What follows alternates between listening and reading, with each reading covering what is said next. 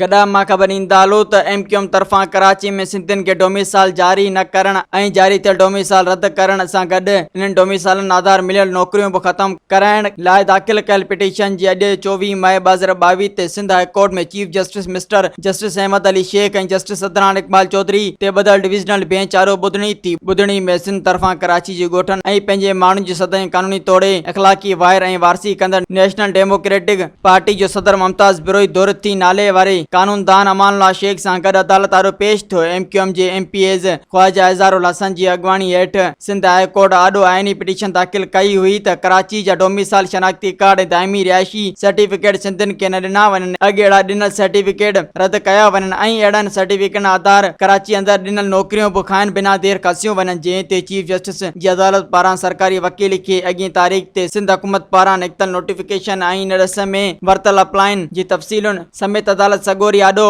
पेश थियण जो हुकुम ॾिनो हो। तंहिं करे सरकारी वकील पारां हिन तारीख़ ते अदालत सगोरी आॾो डोमिसाइलनि ऐं दाइमी रिहाइशी सर्टिफिकेटनि वारे मामले ते सिंध हुकूमत पारां कयल छंडछाण जी तफ़सीली रिपोर्ट पेश कई वई। इन रिपोर्ट मिलण बाद ईंदड़ ॿुधणी जी तारीख़ 3 मई 2022 रखी वई। मज़ीद ख़बरनि ऐं तफ़सीलात लाइ विज़िट कयो असांजी वेबसाइट www.awamiNewsHD.com ऐं ॾिसंदा रहो अवामी न्यूज़ HD।